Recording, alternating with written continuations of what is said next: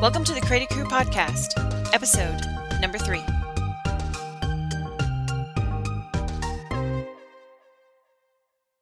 Hey guys, and welcome to the CreatiCrew Podcast, episode number 3. Today we have Icy Rain 35. Hey everybody. Trioptimum. Hello. And myself, Sarah Chick. Now let's just jump right into the topics we have today. And the first thing we have is the mini NES from Nintendo. Have you seen this thing? It's so cute, it's tiny, and I have no idea if it's even going to be worth the money. Yeah, it's hard to tell. I mean, like, all the games that they're going to have for it, yeah, there's going to be 30 games, which is pretty good for the price point that they're kind of aiming at. Can't remember the exact price, but I think it's like they wanted to aim for like $100 or something like that. But it's $60. Oh, really? Is it yeah, really? I might be in Canadian. It's probably like $150,000. But for the price point and 30 games, you know, it's not bad when you think that. Oh man, you're getting 30 games. You know, branded Nintendo games. But Until you think that they're old games. Not only are they old games, but people have been making like plug and play consoles for a very long time. A lot of which have not these exact games, but a lot of clones of them, that's for sure. Oh yeah, definitely. And emulators have existed for so long that it almost feels like they missed it. Emulators, though, they're kind of, you know, I think technically speaking, you're supposed to own the game before it becomes less We do great. own most of those games. We do, and we also still have a working Nintendo, so we kind of don't really need it. But for people that either missed out on it or grew up with the games and their console no longer works or couldn't get a hold of a lot of those games, I think it's going to be great. Yeah, absolutely. I mean, there's some serious classic titles in there as well, and it's got the first 3 Super Mario Brothers, Zelda 1 and 2 are both in there. The first 2 Castlevania games. There's some really big stuff. Oh, Metroid is in there. Oh, I didn't know that one. I think it's going to be the sort of like point of sale kind of, you know, toy aisle type thing. I think this is going to fly off the shelves before Christmas because it's just a really straightforward thing. It comes with a controller. You just plug it into your TV via HDMI, and this stuff all works. I mean, you know, maybe we would set up Raspberry Pis and emulators and things, but this is just something that, you know, you could just give away as a Christmas present, and they can be playing it 5 minutes later. Yeah, I guess it would be a good way to introduce the really old games to the newest generation. I'm not entirely sure they'd be interested in all the old games, personally. Probably not. They're all too hard. They are really Let's just hard. be honest. That is They're true, really yeah. Gaming has gotten so easy since then. Oh, yeah. Like, I used to love I love Zelda games. Absolutely love them. But I'm not going to lie. I don't get the first one. Like, I can't do it.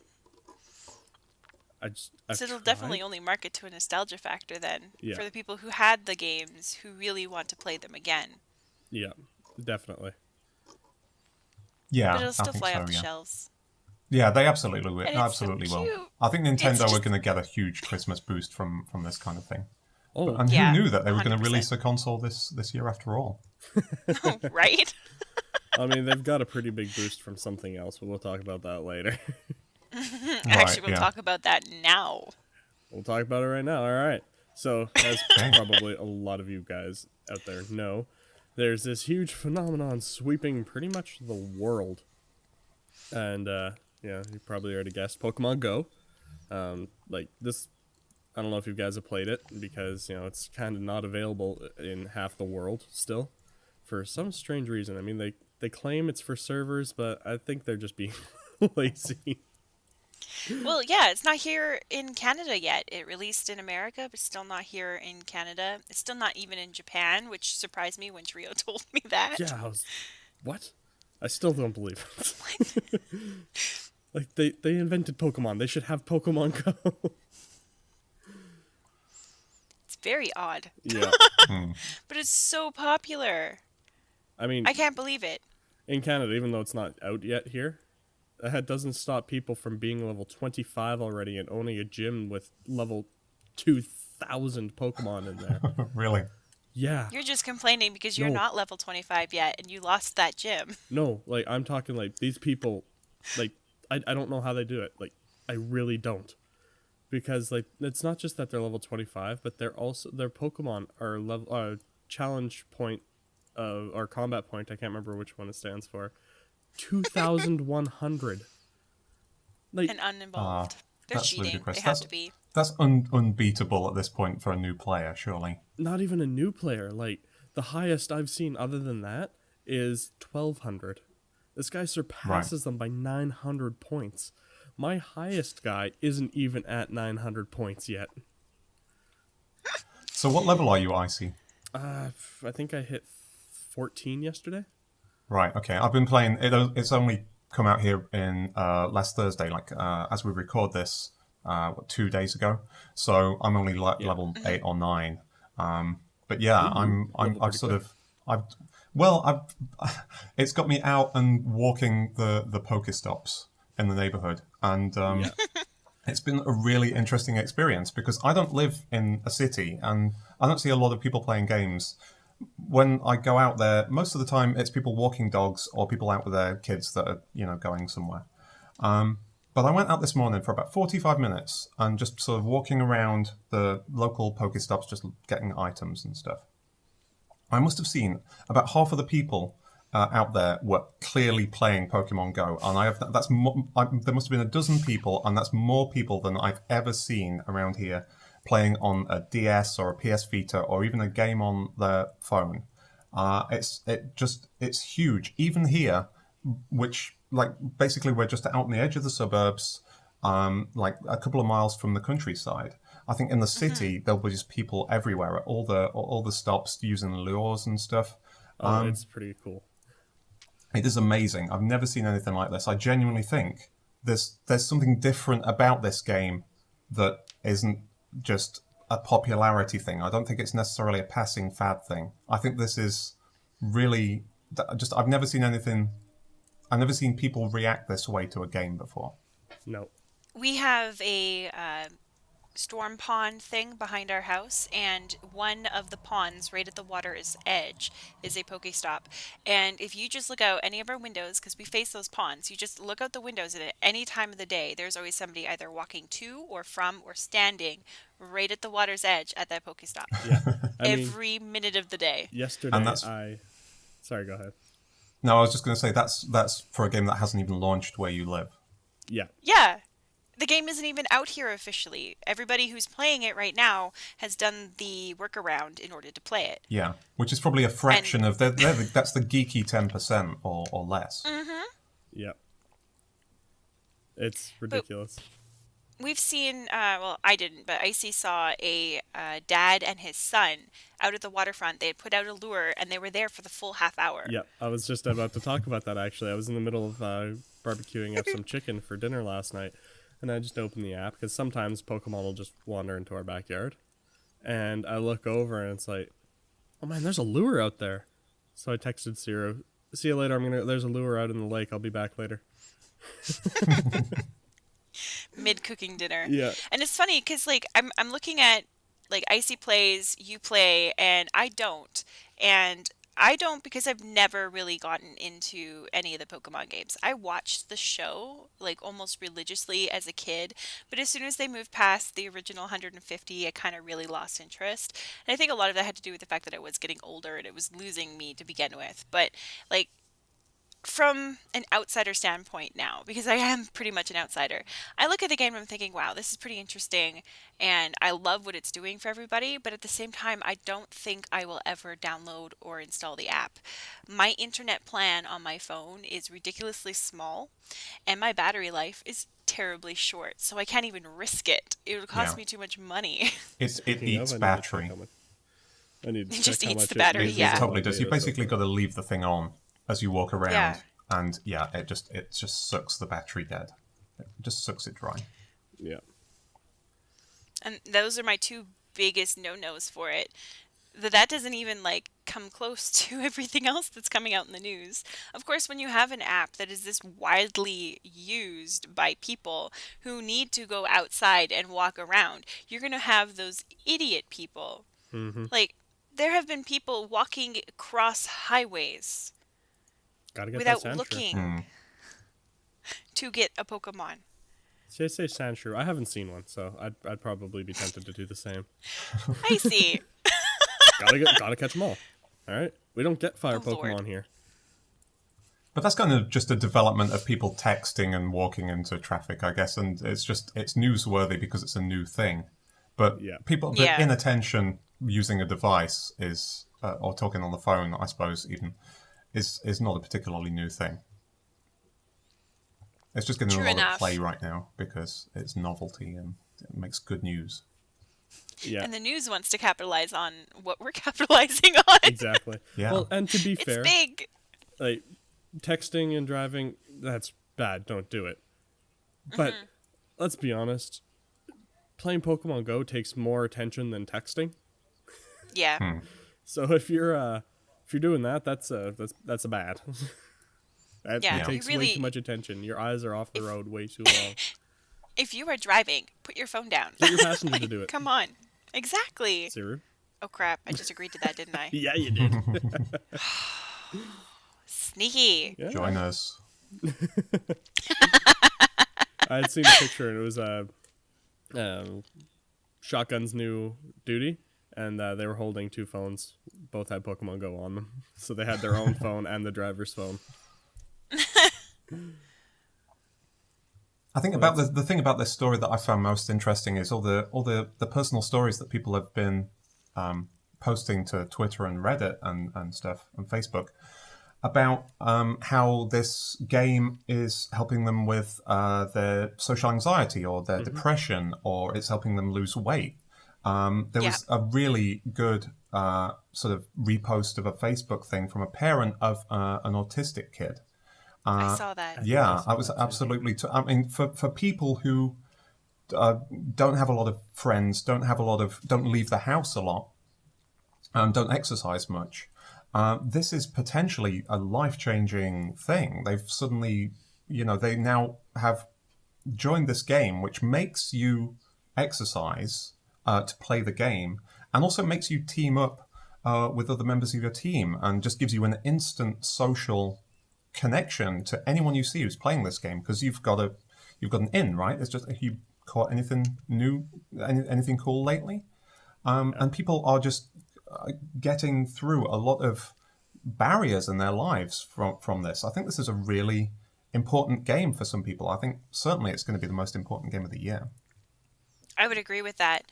I know that when you exercise, it releases a whole bunch of endorphins, so it will help a whole bunch of people with anxiety issues, depression, all of that is incredibly important. And the majority of people who, especially here in Canada, because it's a small fraction of geeky people who can get it first, those are the geeky people who more than likely are constantly sitting at desks inside, playing video games without moving for hours. So to actually have a game that gets them outside doing everything that's completely opposite to their regular habit nature, it's just phenomenal to see.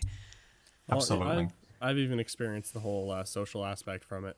The other day during my lunch break, I went down to our legislative grounds and started chatting with people that were playing the game. It was pretty cool. Well, you've also experienced the activity part too, because Yeah, I you did. and I are very, very, very bad for being Very active, and yet sedentary. in the last week you've gone for hour-and-a-half long walks every single day, twice a day. Yeah. Every every morning before work, I head out for an hour walk because I'm downtown so early. The only way I can get a parking spot, because I take we have our parking ride.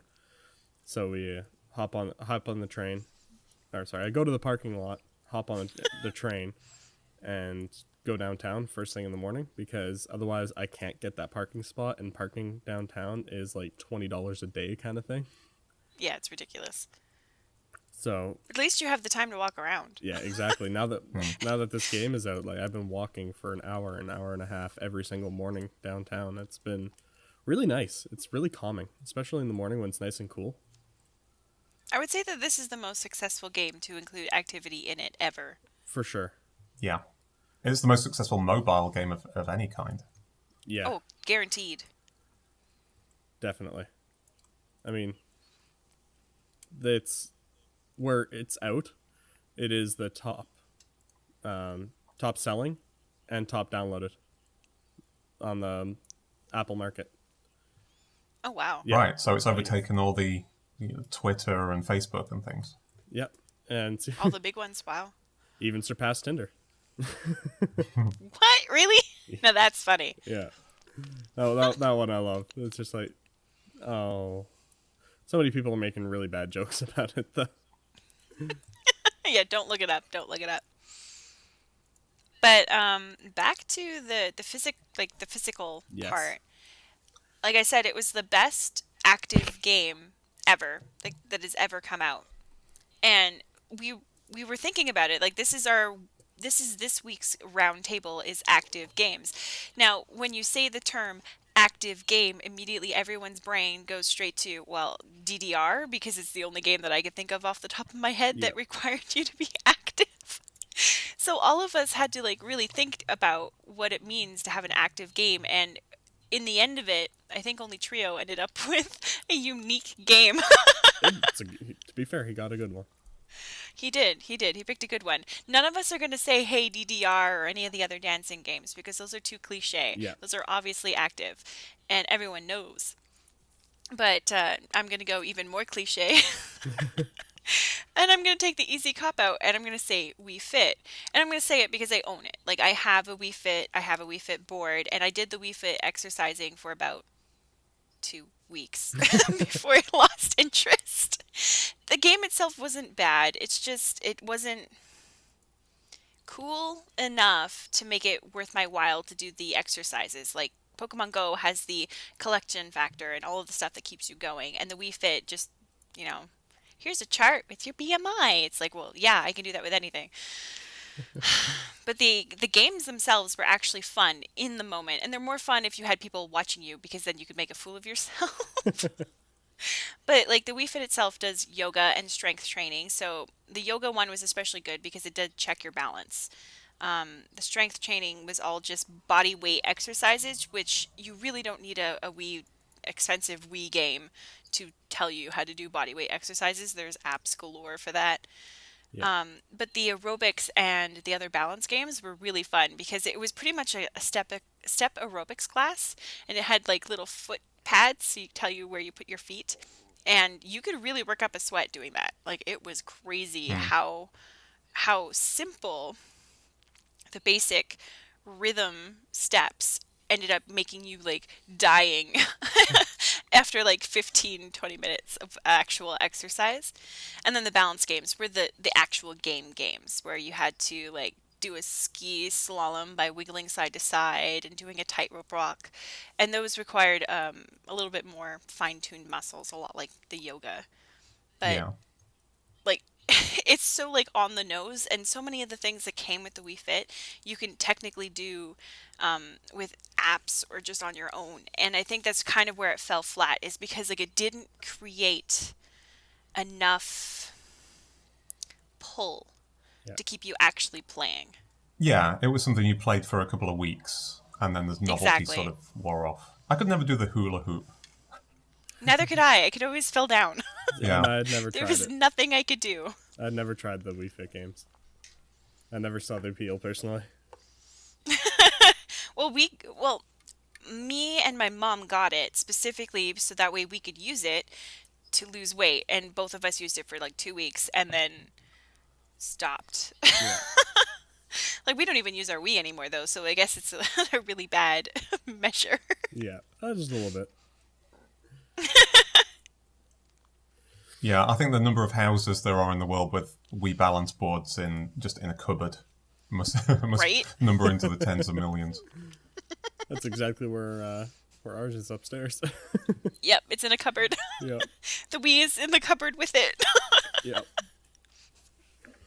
Unfortunately, because it kind of goes into my game, which is the whole awesome what was Wii sports games.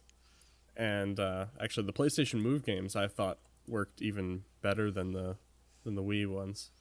Because you got your archery and stuff like that for your Wii sports, you bowling, boxing, tennis, you're swinging your arms, you're actually standing instead of sitting, preferably.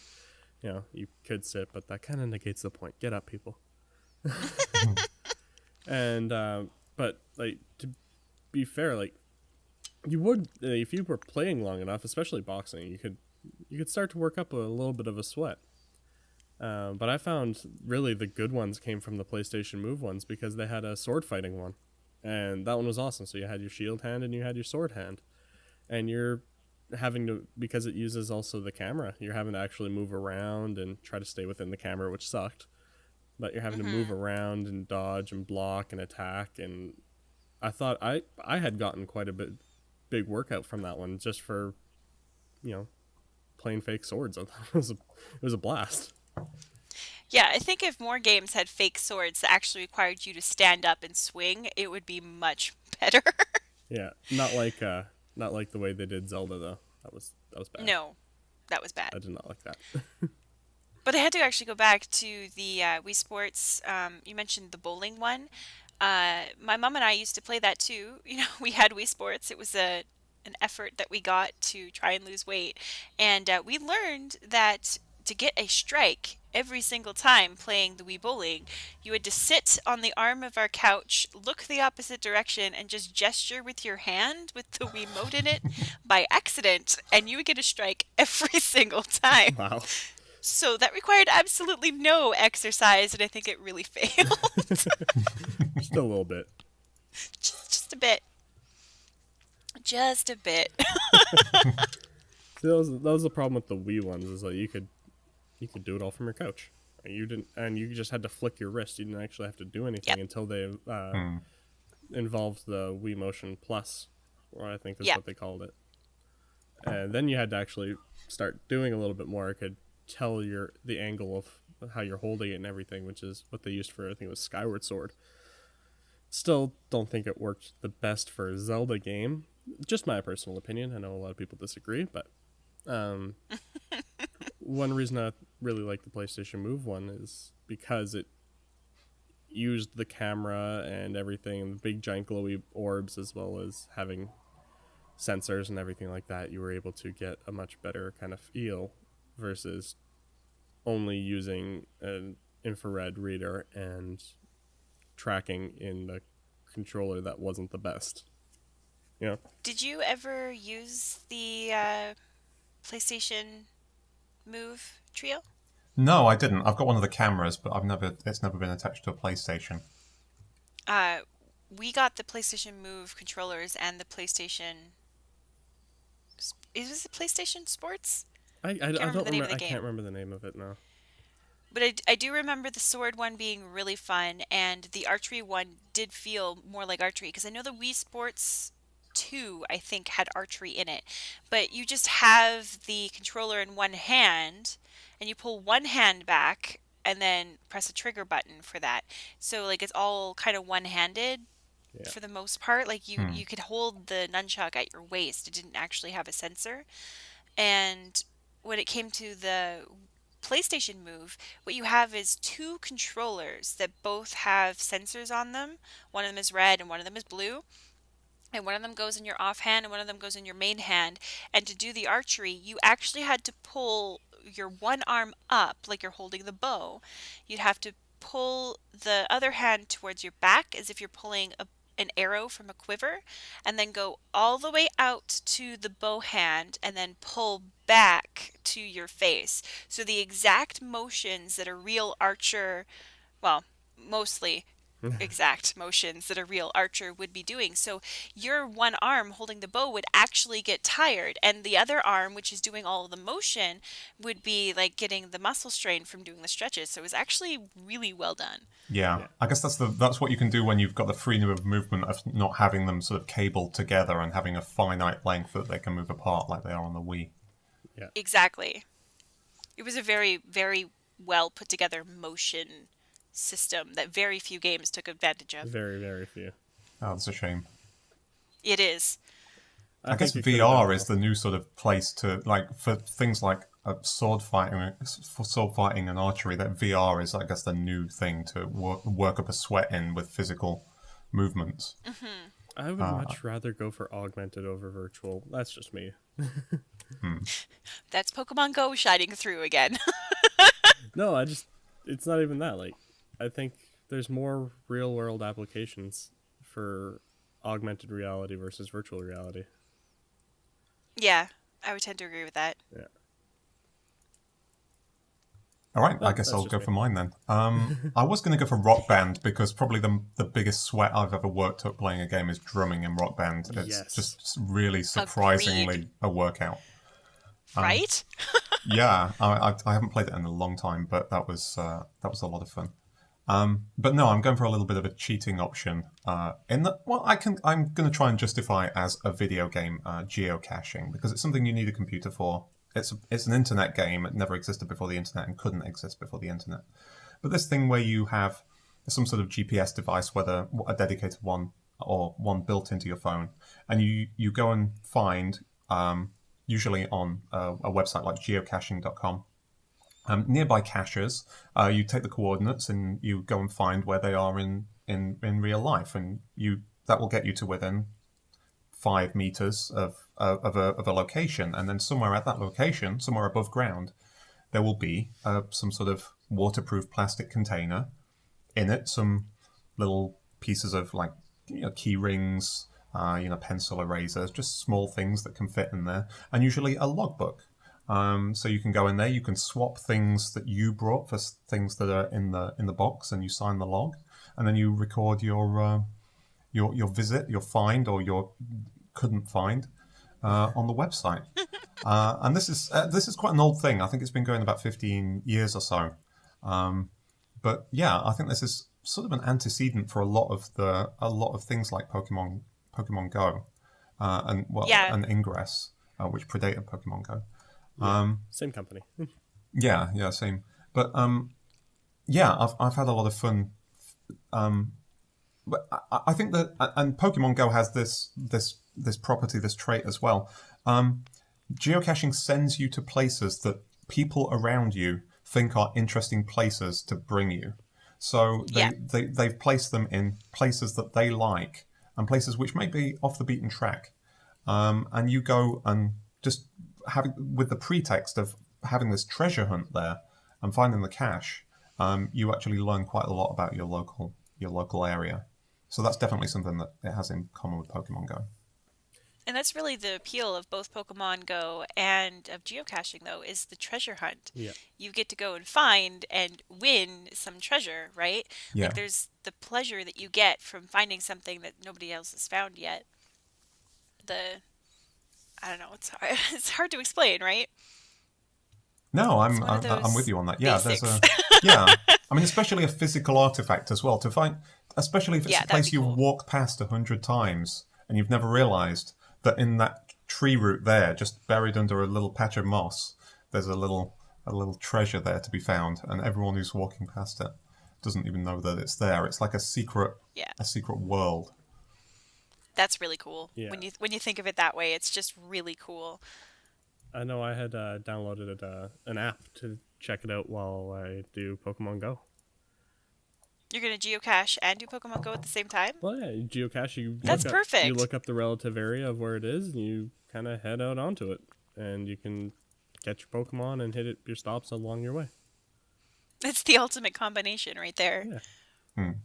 And the other layer of it is the stealth, because there's got to be a certain, especially if there's a lot of foot traffic where a cache is, you have to not look suspicious, right? Because if someone sees you like replacing some square object at the bottom of a lamppost or something, they're going to be quite suspicious that you're up to no good. So you have to make sure that you're not going to get seen by someone who doesn't know what the geocache is. Yeah. Yeah. So there's always that element of And it's- slight skill in having to try and avoid the prying eyes of people who don't know the hobby. Yeah, and trying to That's explain what geocaching would be to somebody that doesn't know what it is not going to be the easiest thing either. Yeah, I mean, there have been some problems with law enforcement in multiple cases in various jurisdictions, yeah. Yeah. Exactly. So, Oh, I can see that, definitely. yeah, I find it funny. I think it's a really cool idea to do. So I just want Yeah, and I think it's actually a very good game. Like, I know it seems odd for most people, but I would agree with you. It's definitely a game, Yeah. and a video game at that, because you do require computers. So Yeah, absolutely. It definitely requires. Yeah, I mean, most people play it on smartphone now, so yeah. Yeah. yeah, There's a lot of apps to facilitate it now, which makes it really easy. So you don't even need to Yeah. go to like websites and stuff. I know the one I downloaded though, and a lot of the other ones I saw, they, you know, mobile market microtransactions. So it's like they'll show yeah, you a bunch of ones that, like the easy ones you can find for free, and then the harder ones, the ones that involve puzzles or anything like that, you gotta pay the monthly pay fee for. or yearly fee to access. Right. Yeah. Yeah. Oh, I didn't even get into the puzzle ones, but those are cool as well. Yeah, those are the ones that immediately interested me. Was the puzzle ones, because I like puzzles. I suck Yeah. at them, but I like puzzles. I'm just being honest. All right. So on that note, let's head on into our Q&A session for the day. So what do we Our got very here? short Q&A Our session. very short Q&A session. So our first one here is Ooh, okay. make sure you Yes, remind everybody yes. to send in questions. I was gonna do that at the end. No, All right. do it first. All right. So you guys can ask us your questions. You just head on over to our Twitter account, which is just at CreatiCrew. It's not CreatiCrew official, correct? It's just No, CreatiCrew. it's just at CreatiCrew. All right, perfect. So you can head over and tweet them at us at CreatiCrew, as well as you can send us an email, and it's creaticrewofficial@gmail.com, correct? Yep. Perfect. Or if you're watching this on YouTube, you can comment down below with some questions. Yes, that is my favorite way to do it, because it is the easiest for everybody, because you don't need to go anywhere else. It's right there. No extra stuff involved. Which Super simple. Send them in. Send any questions you got. all the questions. Serious questions, weird questions. We'll answer most. Yeah, like we have one serious and one goofy right here for the day. So a good example. So our first question is, what is your guys' earliest gaming memory? Now I'm gonna go with mine, and I have a lot of little gaming memories, but probably the biggest one that kind of stands out would be when I first got my N64. Like, I know I had, like, I'll just go earliest instead of just most concrete. So my earliest would probably be playing Earthworm Jim 2 or Super Mario Brothers 3 for my Super Nintendo, because we didn't own the original Nintendo at the time. Playing those ones on Super Nintendo, and I suck at them. I remember getting so frustrated at Earthworm Jim 2 that one of my other friends was really good at it, and I was more into the Zelda-like games. So he actually traded me Earthworm Jim 2 for A Link to the Past. Oh, nice. Yeah. Good trade. Yeah. I still play it. I have it in several different mediums, but my favorite is still opening it up on the Super Nintendo and playing it there. Do you know how old you were? Oh, it was when first city I lived in, so it's probably maybe about 5, 6. That's fairly early. Yeah, it's, and I just remember getting okay, maybe this is it. I remember getting Pokemon Blue from my aunt and uncle for, I think it was either my birthday or Christmas. I can't remember, but I remember getting Pokemon Blue, so that would be the earliest. And then my brother broke my game on me. Oh. He caught missing though, and totally trashed the game by accident. Well, there was no internet. We didn't know. True. Yeah, at least my Pokemon Yellow still works. I think the weirdest thing, though, is after missing though, the game totally just fried. You couldn't open the game up, nothing. But as time has gone on, the game is, repairing itself or something. All the sprites are pretty much trashed. But the game before you could load up the intro scene, like the little movie, and then the game would crash before you could even hit, open game or load game, new game, or options and all that. And now you can actually go through and play the game. All the sprites are blocks of black, and the sounds are a little messed up, but everything is intact. Everything is like the game runs now.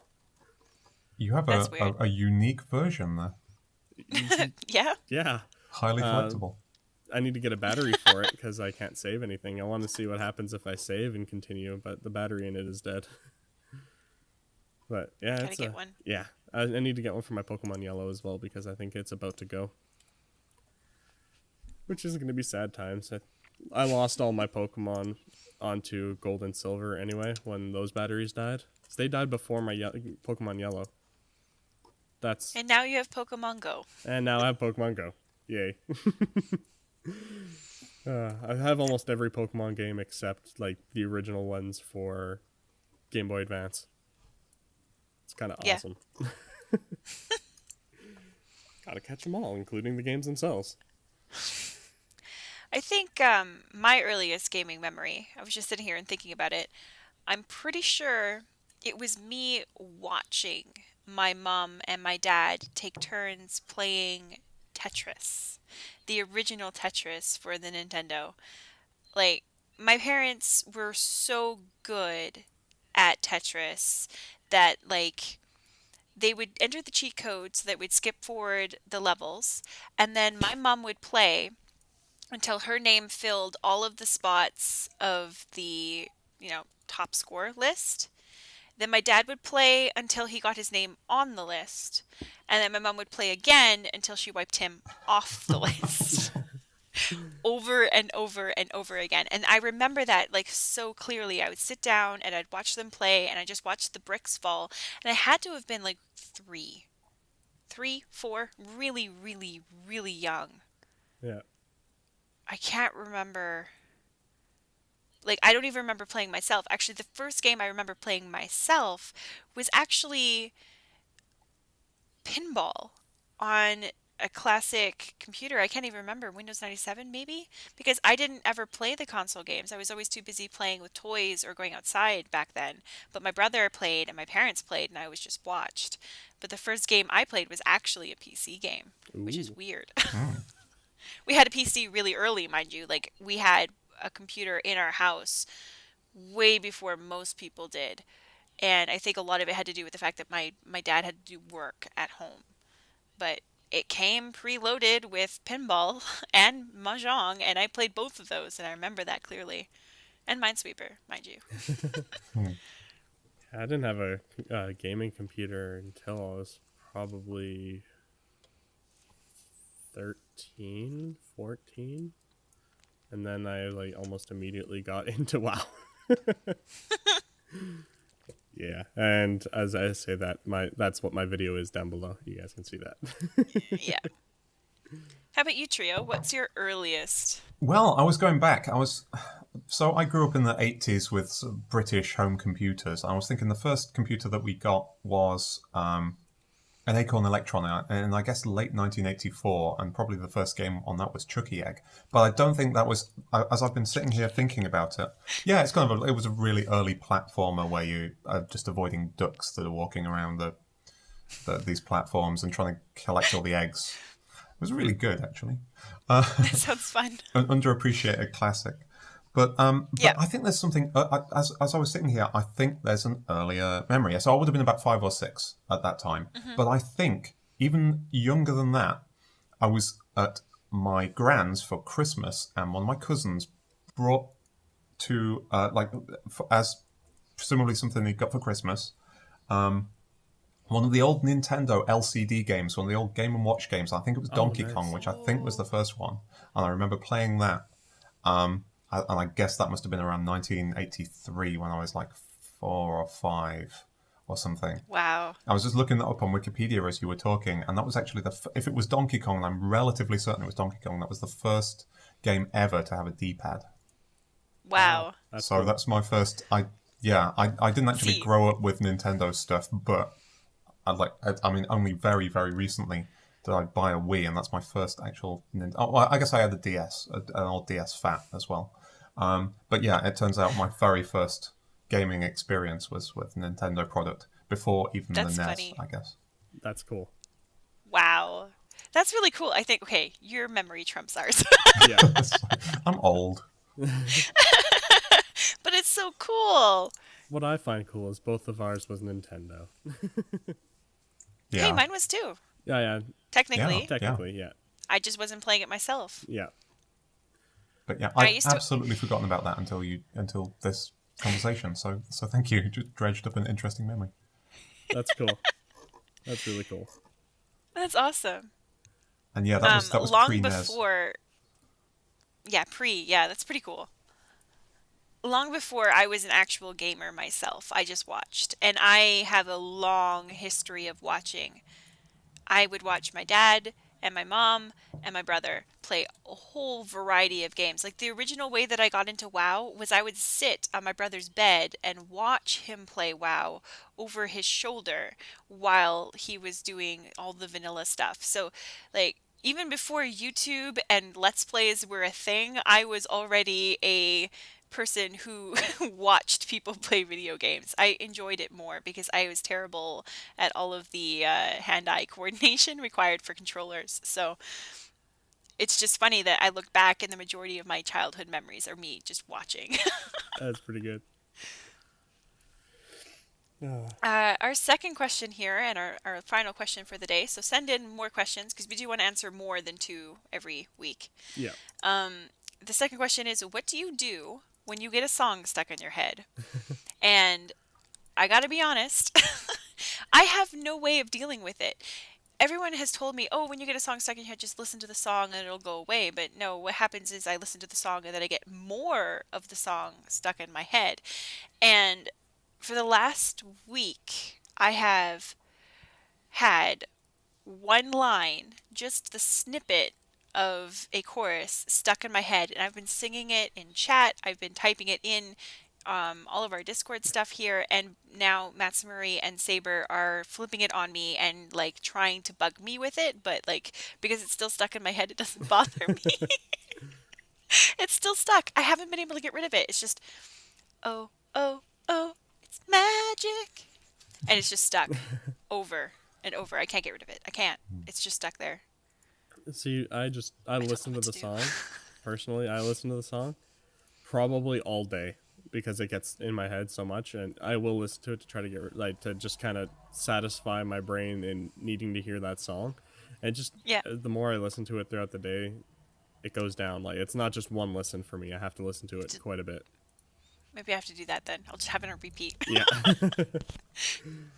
I'm not certain that I've got a good defense mechanism against this, but the one that I've heard is like try and replace it with an even catchier song. Just like cue up the most earwormy thing that you can, and just at least it will shift it. And then you may be. Well, they've tried. Okay. And there's always, I guess, a risk in that is that you're just going to be stuck with that song, and you've just reset the cycle. But Over and over and over again. So what is the world's catchiest song? Because that's when you know that you've gone too far. It's got to be some J-pop, right? Yeah. Yeah, I was just thinking probably Gangnam Style, isn't it? I don't know if that's the catchiest. It's definitely actually, up there. Like you can, probably not. like if you just slowly replace it with a more catchier song every time you go, at what point do you hit where this song is no longer like there are no more songs that are catchier than the one now stuck in your head? I was just so tempted to start singing 2 different songs that have no ending. But those aren't catchy. Like I know, but that's what I was just about to do. Yeah. I was just about to start singing the song that never ends, and I am slowly going crazy because both of those songs just repeat over and over and over again. But I'm not going to do that. That'd be too mean. I think by saying you might have already gotten stuck in some people's heads, so that's fine. You're evil. You monster. If you guys have any ways of getting songs out of your head. We obviously need some help here.